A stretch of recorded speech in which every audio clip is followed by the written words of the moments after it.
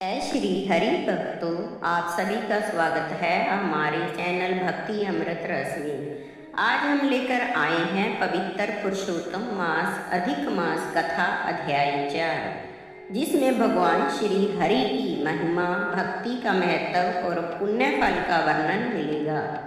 पुरुषोत्तम मास, जिसे अधिक मास या मल मास भी कहा जाता है, हिंदू पंचांग के अनुसार हर 3 साल में आने वाला एक अतिरिक्त चंद्रमास है। यह महीना भगवान विष्णु और श्री कृष्ण की साधना, व्रत और दान पुण्य के लिए सर्वोत्तम माना जाता है।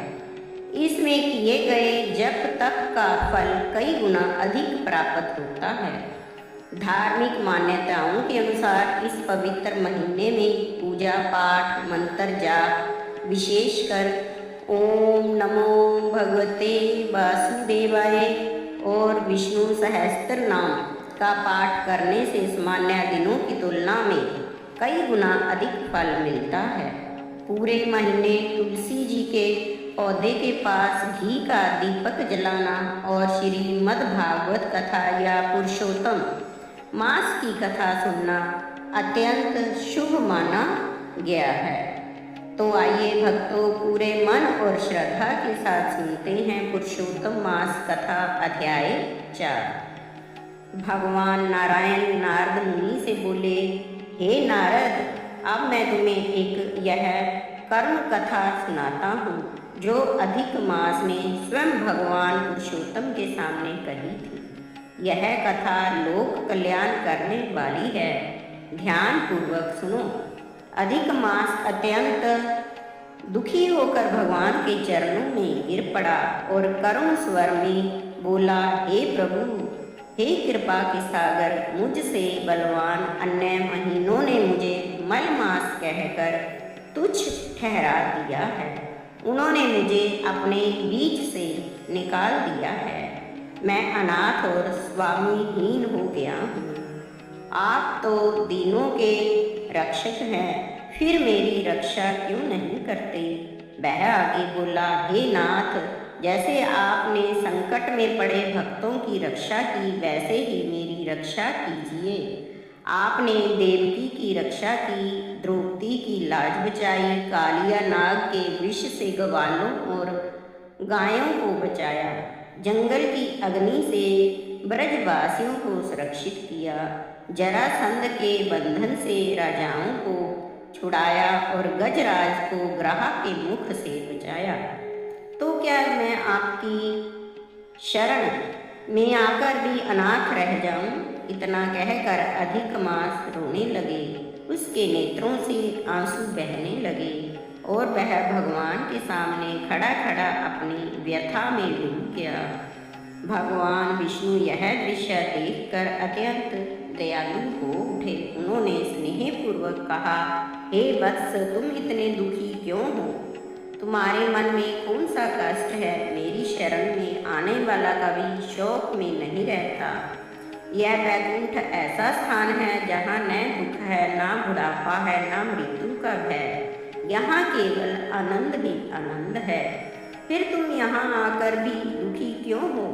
भगवान के ये वचन सुनकर अधिक मास ने कुछ धैर्य धारण किया और गहरी सांस लेते हुए बोला, हे प्रभु, आप सर्वज्ञ हैं, आपसे कुछ भी छिपा नहीं है।